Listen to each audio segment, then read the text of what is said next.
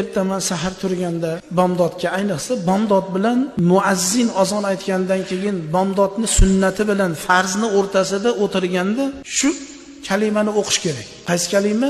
La ilaha illallohul malikul haqqul mubinni 100 dona o'qish kerak. Bunga hadis bor alohida. La ilaha illallohul malikul haqqul mubin o'qigan odamga, muhtaram jamoat, payg'ambarimiz sollallohu alayhi va sallam aytganlar, qabrda azob bo'lmaydi degan. Qabr azobi haq, qabr azobi haq.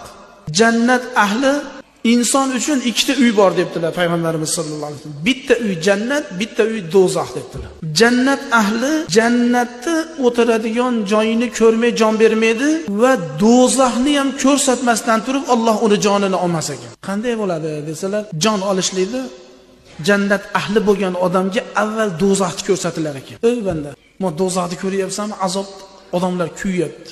O'tda